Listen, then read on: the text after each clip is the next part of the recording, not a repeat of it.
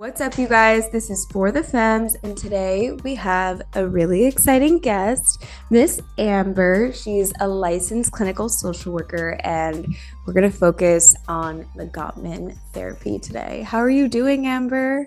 I'm doing good. I'm doing amazing. How are you two? We're so good. We're so excited to talk about this topic. I think everyone that knows and listens to us knows these kind of topics are Faithlands and I's favorite. So we love learning more about this stuff. So we're so happy you could come on. I'm obsessed with therapy. We're obsessed with therapy and sex for sure. Before we jump into everything, can you just kind of tell us your background, a little bit more about what you do for everyone to hear? Yeah, definitely. So here's my spiel. I've been in the behavioral health field since 2011. I knew I wanted to do this since I was 13 years old. So I've been at it since 2011 and then dove into private practice, more of the clinical work with individuals and couples since 2018. I take a eclectic lens and a holistic lens in the sense that I don't think therapy is a one size fits all or a fast food service. So I really tailor my approach to the individual or the couple that's across from me. I look at them as the collaborator in the sense that they know how they best learn or receive feedback, and I really tailor my approach.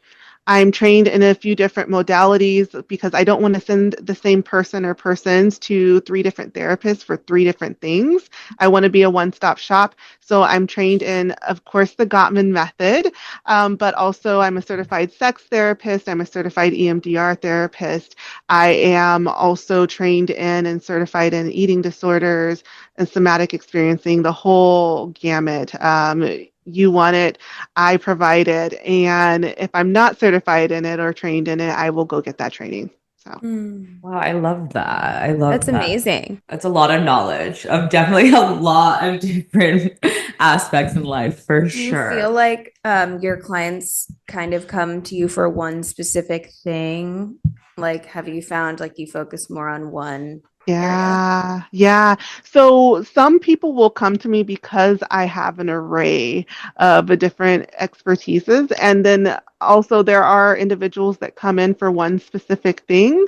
I think very rarely do we stay with that one specific thing, right? Because relationships also affect sex life, and sex life affects Yeah. relationships. And so sometimes we come in with one lens and we address that one thing, and then we delve into the other things around that influence.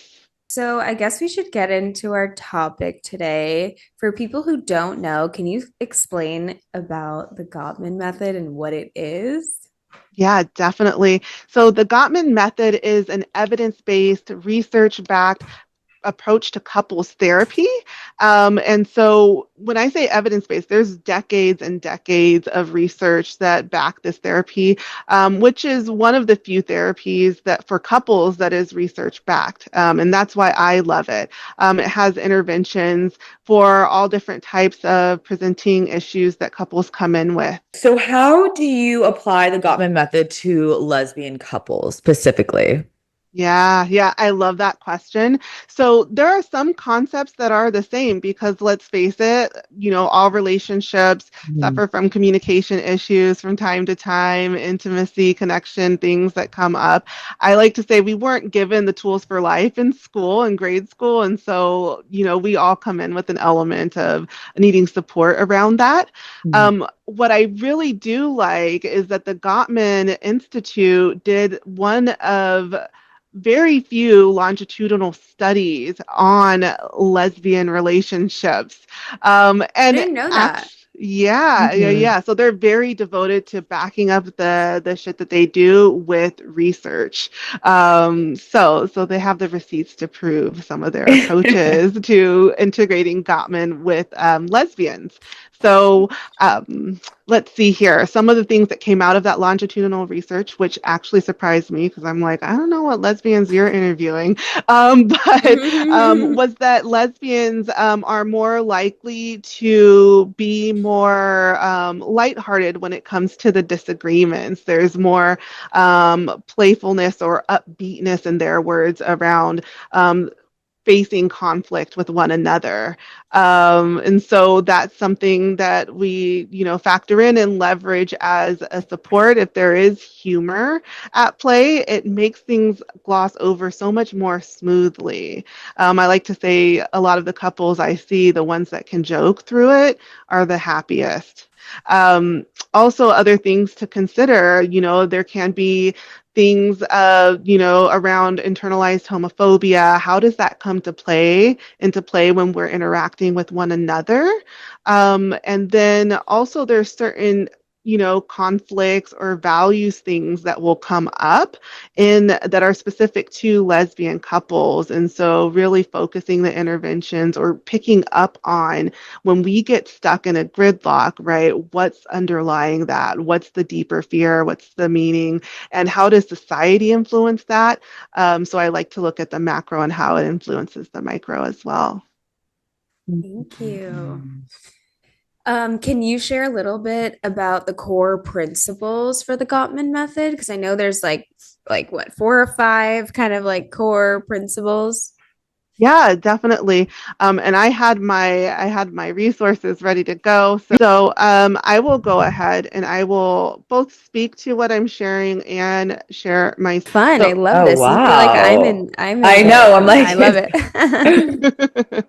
Yep, I came ready to go. And so what they work off of principle wise is called the sound relationship house. So what you see right here is the pillars are trust and commitment. We really want to bolster that, and then everything within that kind of we can work within, right? Like this contains all of the other concepts we are working on. And so basically one of those is the foundation is building love maps, knowing one another's world. How much do we know the ins and outs of our partner, right? So if they don't know, we have interventions that are tailored to that, open-ended questions to really get to know the other person. And it's also, it factors in that we're not stagnant beings. Just because you knew me 6 months ago doesn't mean that I'm that same person today, right? The next foundational tool is sharing fondness and admiration. So how do we appreciate one another? And when you start getting into that long-term range in relationships, we can forget to appreciate the small things. So how do we continue to keep that going in our relationships? The next one up is turning towards, and that's like, okay, I'm looking at the sunset and I'm saying it's beautiful. And are you scrolling on your phone, or are you attuned to sharing this moment with me, right? How do we turn towards one another's bids for connection? And then all of those 3 layers. So if you notice there's building, sharing, turning, those are action verbs. It then fosters the positive perspective. All of those go into that. And so, when something comes up with one another, do we assume the worst, or do we give them the positive intent, right? Come from a place of neutrality of like, you hurt my feelings with that, but I don't think it was intentional. So let me let you know about that. This big arena right here, managing conflict, this is what a lot of couples come in for. Yeah. And so how do we, you got it. Yes. That seems like the hard one. I feel like in past relationships, I feel like how someone managed conflict and how someone can like take that needs to be so similar. You need to be able to work on it. Because I think I can talk for myself, Faith, and you probably agree too. Like in our relationships, how people handle, like our partners handled conflict was not needed. So I think we clashed so much on that. So it's, Well, I think for me, it was like the 3 pillars underneath weren't operating properly. And that's why the managing conflict was difficult in past relationships. For me. Yeah. Yep, definitely. And I like to say it's never really about the dishes, is that right? No. It's not. No. It's not. There's always like an underlying issue that I feel like people just like to brush off. I'm like, no, you're right. It's not because of the dishes, or it's not something stupid. It's something bigger underneath. It's the principle of most things. It's not like the details. And I think sometimes, I think as women, we're like, why don't you understand this and that? And then like sometimes you're with a partner that's like, what do you mean? I left 5 minutes later or something like that. And you're like, no, it's that, X, Y, and Z. I don't know. It's like You've why got you it. didn't tell me or this and that. Right, exactly. It's what's underneath the surface. And so I use the dish example, like our past influences our present, right? How we were brought up, what our core wounds were. And so one person can say, oh, the dishes aren't done.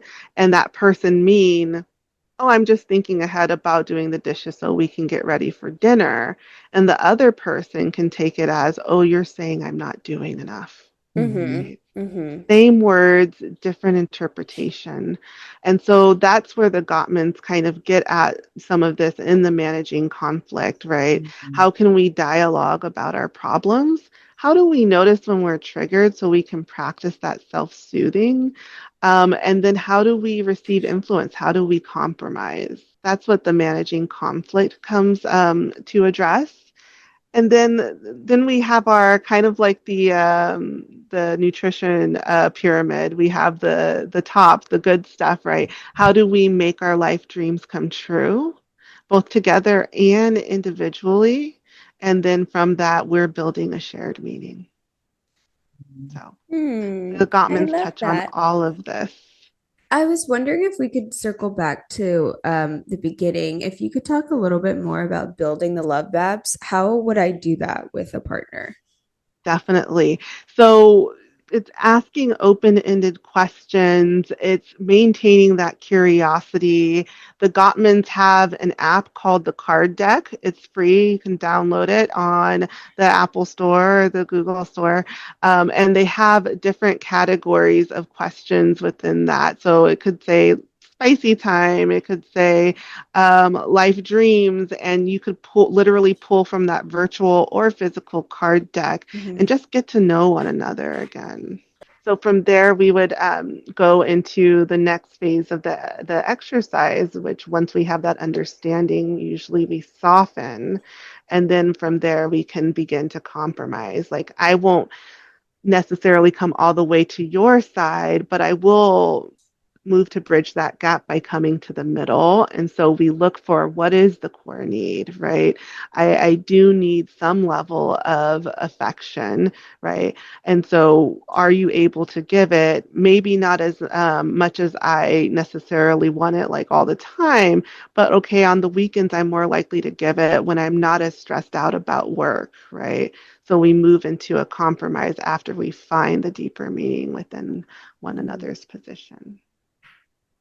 I think that's so important to be able to compromise throughout a relationship. I think a lot of people get stuck on like if you don't have the same love languages that like it can't work. And I don't really believe that. I think it's all about like the willingness to give and take a little bit and compromise things. And I feel like I know some couples that they're like, oh, well, we don't have the right love language. Like, we're not going to work out. That's not true to me. I feel like if you have a partner that's willing to like work with you and compromise and kind of give you maybe a little extra when you're down one week and like vice versa. I think that's so important. I feel like people forget about that because they just think about like, oh, love language is like the most important thing.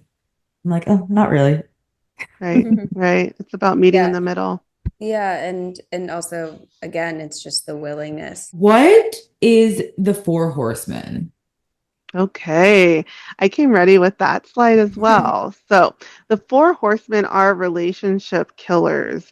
The Gottmans have this well researched, and so they can predict within 95% accuracy of whether or not a relationship will last given the current trajectory of it. Um, Do you with your clients, are you able to like figure out which relationships will last or not? they have a whole assessment. So Oh my God. again, This is yes, so they have crazy. I it didn't down know to any of this. That's like yeah. scary to me. I don't know if I want to do it. Right, right. I mean, Well, in some ways it can be scary, but it's like at the current trajectory, right? If we're working on things and we're open to making shifts so it doesn't go that way, then that's what that's true. matters. Yeah, That's that's so true. true. So the four horsemen are the relationship killers, Okay. right? They are criticism, they are defensiveness, contempt, and stonewalling, right? And then on the other side, we have the antidote to that. So criticism is that pointed you. A lot of times when a sentence begins with like, like, right? I feel like you, right? It usually comes with a level of criticism. So I like to say the reverse of that is this gentle startup, which is basically the verbal equation of I feel blank about blank and I need blank. And I will tell couples we all want the answer to the test.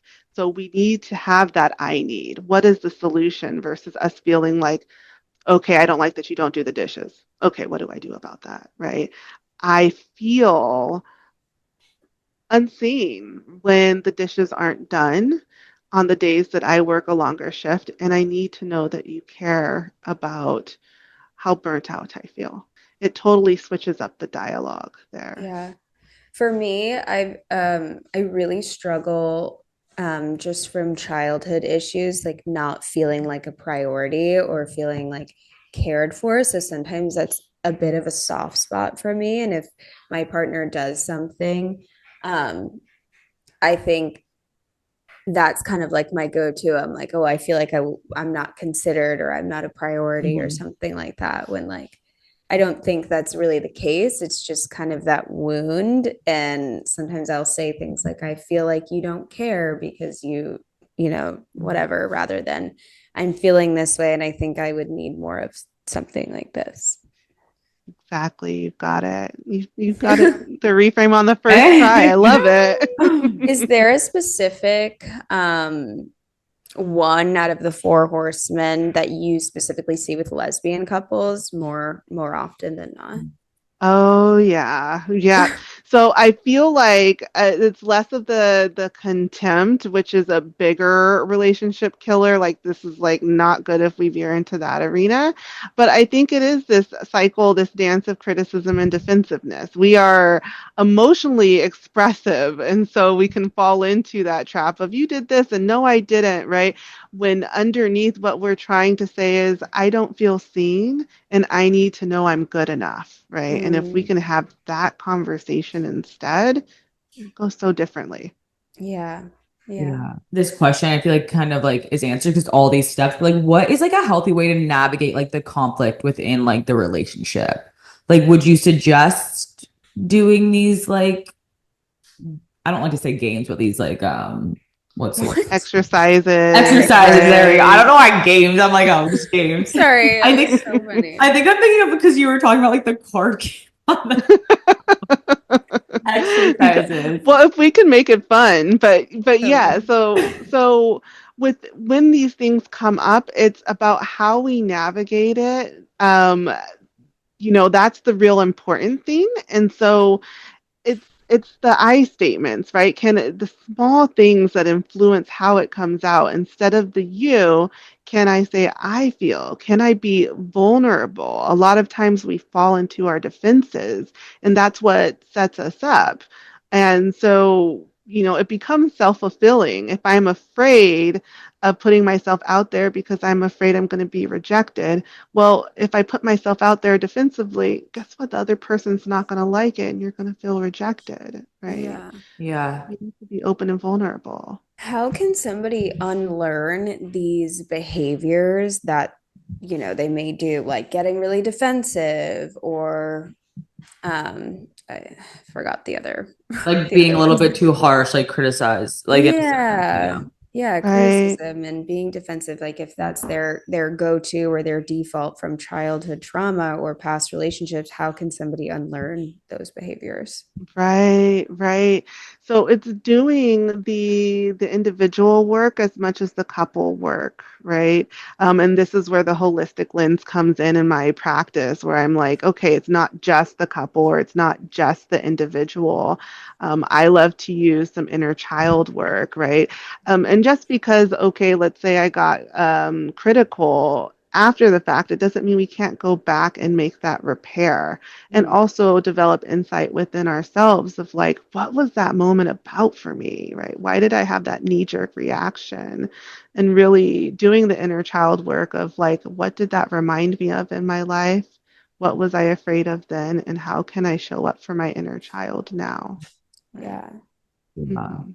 I think it's tricky too, because sometimes I feel like you hear therapists say, like, oh, you have to do the work, or that's something that's going around. And I think people think it's like writing in a journal or something, which it can be. But work, I think, is more of a broader term. It's more just like thinking and sitting with Right. yourself Yeah. rather than work. Like, I think cognitive behavioral therapy, it's work in a sense because you can journal through the questions, but like this type of work, it's like, whoa, I reacted this way. What's the root of that? Where did that come from? Acknowledging that, being there for yourself in that moment. And then it's okay, really like being cognizant of that and make sure that I don't react that way again. Right. Right. But it's You've got hard to it. unlearn these, like I said, these defaults. It's like Right, right. And what it's you're about used to. making the repair, right, as well. That, hey, I have some insight about that moment, and I just really want to like acknowledge that that wasn't cool. Um, and then also, this is where love maps come into play. If we know our partner's weaknesses, we can co-regulate. Our partner can say, "Oh, what was it about that?" And that activated something for you. I can see that in you, right? And that also changes the trajectory. How would you say for a couple or a person to make repairs with it also not being just like, sorry, I want this to be over with, like get the fight over. Like I actually want to work on this and like learn so this doesn't keep happening. Right, exactly. So it's making time to revisit these things. I think a lot of times because these moments are tense or hurtful, the last thing we want to do is revisit them. When it comes to repairs, it's about going back to the situation. And a lot of times that's hard because it feels tense and uncomfortable, and we don't want to do that. But if we can approach it from a place of, we can learn from this and come out on the other side stronger for it, then yeah, there's all the healing in that. And so there's core elements in that as far as repairs go. We go back and we acknowledge our feelings, right? In that moment, I felt not listened to. This was the we find the subjective reality in the moment that you glossed over my needs. I needed you just to listen to me. I needed you to understand. Mhm. um, then we find what triggers us, right? We're doing that self-reflection and sharing it with our partner. I felt like I couldn't ask for what I needed, and I didn't feel like you listened to me and you didn't care. And then we take responsibility because it's not just one person, it takes two to tango. And so both people share what set me up is that I've been stressed and burnt out lately. And here's my regret, my apology, right? I want to apologize for abandoning you or turning away from you. And then lastly, what is our constructive plan together? Here's one thing I can do differently um, for both of you. And then here's our commitment to try it again if it comes up in the future. It's just really about, I feel like taking those steps to making like and working on those things. I feel like when I look at all that, I'm like, oh my God, that's so much work to do after like a fight. But then I'm like, honestly, it's really not. It's just kind of just being really open and raw about how you feel and like kind of why you acted and like the deeper meaning of why you acted that way in a sense. But I Yeah, will the say from only that, the steps looked a little, I was like, oh my God. But then I was like, you kind of do it in my head. Like, I'm like, I think about that in my head. I just don't say it out loud to my partner. You've yeah. got it. Yeah. The Right. only, I think, honestly, challenging thing, or not only, but one of the most challenging parts about actually doing that in a relationship is most people don't know how to identify their feelings. They don't know where it comes from, and they don't know how Mhm. to communicate it. So Right. Right. until you can kind of do that, it's almost like you got to figure that out on your own Yeah. before being Right. able to handle conflict in the relationship. You got to handle the conflict within yourself. You've got it. Oh, well spoken. I don't I know know. if I could say it better, right? I know that Like was it's really good. about, I feel like yeah. that's why we always say it's so important if you're in couples therapy to also do personal therapy because you have to work on yourself. And I think when I was in a relationship, I never really believed that like you need to like really work. Well, no, actually, I 100% did believe that, but I didn't really want to take the time to do it. But then I did. But now that I'm older and I've done all that and I've been working on myself, it's like, how do you show up in a relationship when like you still have all this hurt from either past trauma or just like personal things? Like, how do you show up for your partner and how do you be there for them fully?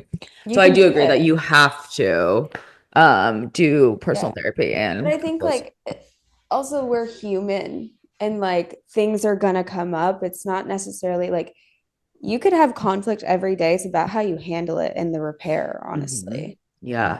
In Got my it. perspective. You've got it. You're right. We're human. We're going to get into our shit, right? Things are going to come up relationally. I actually like to say that we do attract our unresolved shit to get another chance at resolving it. Mhm. So it's not a 100%. question of is it going to come up? It's how are we going to navigate through it? Yeah, Yeah. Yeah. 100%. And being a 100%. team. And, I think actually deciding when you're in a relationship, this is not my opponent. Oftentimes, I think when you develop a relationship and you get close and you're with them every day, when you fight, it's your opponent in a sense because you feel safe with them. Mm. But Right. you actually need to constantly remind yourself that, like, no, this is my teammate. We need to work together. We need to figure this out together. You've got it. You've got it. Yeah. And it's you and me versus the dynamic we fall into. Yeah. Right. Yeah. Yeah. Yeah. But then it's all, I mean, I could go on and on about all this, but What are some myths and assumptions about lesbian sex that actually get in the way of intimacy? That was my favorite question. I was like, okay, when are they going to ask this? I'm ready to go, right? In some ways, some of the things are common just with relationships in general, and then in other ways there are key differences, right? I think one of them is working with that internalized kind of like oppressed state. We do, sometimes we take in heteronormative standards and we apply it to our relationship as lesbians, right? Some people do that, and they assume, right, just because, for example, you're masked, that you don't want the other person to take initiative or take Mm. charge, right? And that's not the case. Masks need care too. They need to take a back seat at times. So Mhm. the pillow princesses need to come out of their little fort and treat their partner. Hmm. Yeah, I love that.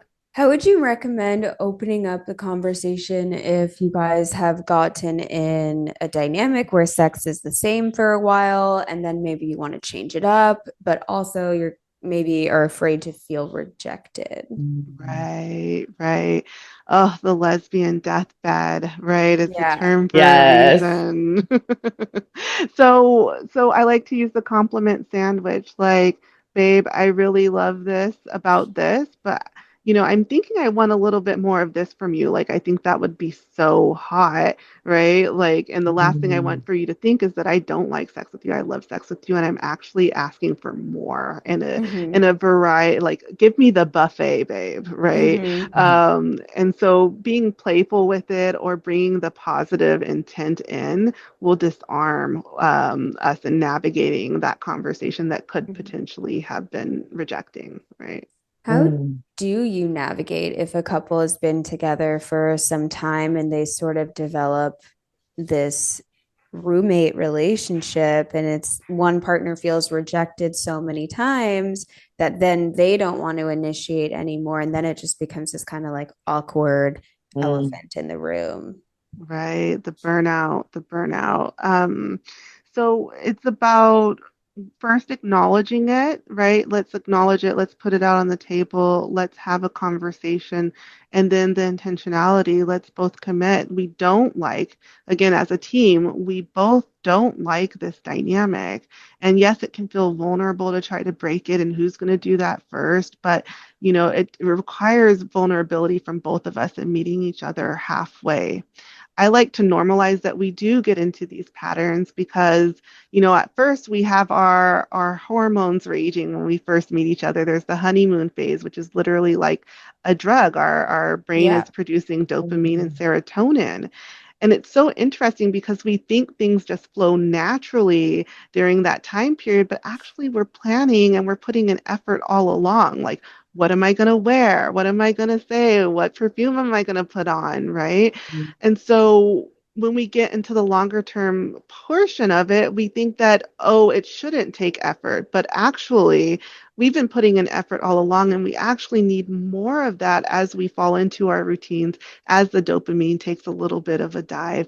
We do need more of that. We need to put in effort, right? Because serotonin takes a nosedive, and we've been putting in effort all along. Right. And yeah, and it's when that stops, I think, that those sort of things can kind of die down. And, you know, it's sad. I definitely experienced that in my last relationship. I felt like I kept trying almost till the end. Like would look put makeup on and wear a cute outfit when they came home from work or things like that. And then it was like the other partner was checked out.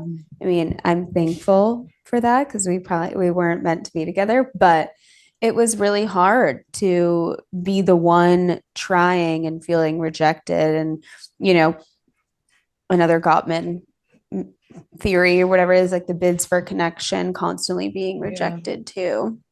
Right. Exactly. It's hard. And both people have to be willing to put in the work. Right. What do you think some reasons why the intimacy can fade? Yeah, yeah. So part of it is that our natural hormones that bond us together die down, like the serotonin and dopamine. I think people buy into the assumption that work isn't needed. We get complacent. We get into our routine of like, okay, work, and I just want to go to sleep. And all of those things can impact our intimacy. Also, not doing aftercare and checking in with what do you like, how do you like it, right? Assuming that our partners are going to want to eat the same thing every day from the menu. And that's not the case. We like variety. So, Yeah, that's true. How do you suggest keeping up with that if that's not something that really comes natural to you? How do you kind of like train yourself to oof. be cognizant of that and keep doing that work? That's a good one. That's a good one. For some of my couples, I will literally say, pull out your phones right now, because they'll say, okay, we're going to commit to this. This is our homework. And I'm like, bullshit, lie. Yeah. Phone, right? Yeah. Let's calendar that in and let's calendar that with a reminder. So, I mean, I know you look at your phone. I know you get notifications. I need you to see this and prioritize this. So Yeah. it's being proactive, scheduling that time. The other things that the Gottmans do is the State of the Union, and that is every X day we meet for 15 minutes. We bring up like three things that we liked about the week with one another in our efforts, and one thing we want to see more of, and Mm, making that a routine, building these things in. yeah. I think routines are helpful for people who are like they're all over the place. Mhm. Yeah, yeah. What does a successful like repair attempt look like, would you say? Right. It's about acknowledgement, taking ownership for our parts, even if the partner also did something. And again, we don't want to fall into defense. Well, you did this or you did that. But how do we speak for ourselves? Right? How do we see the impact and speak to the impact it had on the other person? And then have a commitment of this is what I'm going to do differently. Yeah, yeah. Why do you think it's hard for some people to acknowledge and take accountability? I think oftentimes somebody can be like, yeah, I understand this. I understand where you're coming from. You know, I think that's like kind of an easy thing for two humans to do, Hmm. but to fully almost like acknowledge it and put yourself in another person's shoes, I think is like more of the challenge. Right, right. I think we've been trained to be individualistic and egocentric societally, so that's a part of it. Also, I think there's something primal about it because we're fearing social rejection. And as, mammals, we need communities to survive. And so we get into this defensive state, like not realizing that it becomes self-fulfilling that we, will have the other person feel emotionally abandoned in our defense, right? Mm-hmm. So it's retraining, one, naming what it is, and then taking that risk. I mean, relationships require that element of vulnerability to grow, to become more intimate, to build trust in the first place. Yeah, I Yeah. think it's hard because like a lot of us in shame, maybe you feel this way too, but I think a lot of our generations, we saw our parents fight and then just like let it go and move on to the next thing. And, you know, again, just unlearning that so that you feel like you're in a happy, loving, fulfilling relationship, that you're not just two people because you chose to be together. Yeah. Right. No, I Exactly. How do agree. we? Oh no, you can go. You go. Yeah, I was going to say exactly. How do we break that intergenerational pattern? Yeah. Yeah. I think one thing I've learned from going to therapy is that even if you have a great childhood, you still can learn things and take things from relationships that were around you. And I think Yeah. definitely one of mine is that like everything was just like pushed under the rug. So that's why like when I fight, like I just want to get it over with quickly. Like I want to repair it, but like just put like a bandage over it. Like I feel like in my relationship, I would do that a lot. Like I never got to the root cause of why we were like this. It was just like, I just want to stop fighting. Like I'll say sorry first. I'll push it under the rug. And like obviously you can't do that. And I mean, it shows we didn't work out for reasons. But I think it's so funny how some people always think just because you had like a great childhood or like, you know, nothing crazy or wild or really traumatic happened, that like you don't take parts of that in your adult life. But you also can Right. develop things in your adult life too. Mhm. Like you could be in a relationship with someone and then develop these unhealthy patterns. Like maybe you 100%. didn't have it before. Right. 100%. That's so true. That's so true. How can couples begin to rebuild like emotional and physical connection when it's like feeling like it's already like lost or gone? Right, right. I think again, it's about naming it, acknowledging it, coming back to our intentions and making the commitment and the effort, owning that it's going to take work, owning that it's going to be vulnerable, and really prioritizing it. You know, for some relationships, it is too far gone, and one person doesn't want to commit, and at that point, the relationship is dead, right? Like we acknowledging that sometimes too, which can be hard, right? So, What's a daily or weekly practice that you recommend to maintain closeness and reduce any form of resentment in the relationship? Because yes, that resentment can build up real quickly if you don't nip it in the bud, Yeah. honestly. exactly. I like to say to my couples, you shouldn't start your day without knowing what your partner's day entails, and you shouldn't end your day without knowing how that day went. So even if it's for a brief minute, like one person's having a cup of coffee before jetting out the door, what do you have planned today, right? And then, oh, how did that go, right? Rituals of connection. Those are the bookends to our connection right there. I love that. That's a really simple, easy thing to, I think, that you can do. Good. What do you think like one small shift couples can make today or to feel like more emotionally connected to their partner? Right, right. It's about combating the default time. Like default time, is when we spend our free time being physically together, but not emotionally together. We could be doom scrolling right next to each other or watching TV, but not really talking.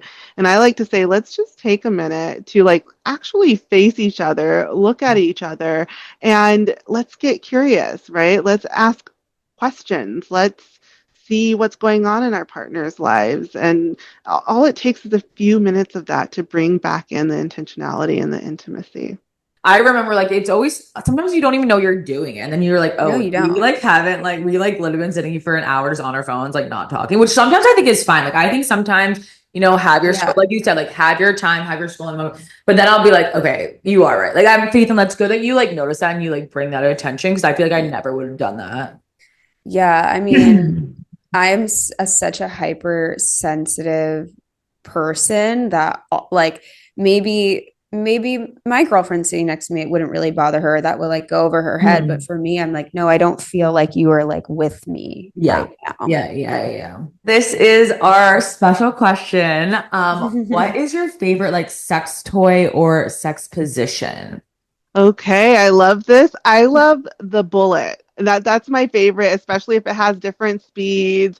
I Yeah. have such a funny story about that. I took that with me when I was traveling once, and then when I got in the Uber, you know how the suitcase kind of gets banged around. Yeah. You started going off. Pulsing Stop vibration, it. and I tried to play it off, and I was like, "Oh my My speaker, my little toothbrush. portable speaker must be good." He just Oh like my busted up gosh. laughing. I couldn't get out of the car Oh my fast enough. God. Stop I it. That's know. so funny. I've had a story, not similar to that, but me and my ex were moving and we had like a drawer that we kept under our bed.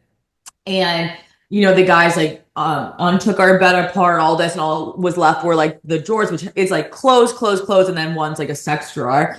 And they open it up, and my ex-partner is in the room and just looks down, and they just like down at them and then look at each other and look at her.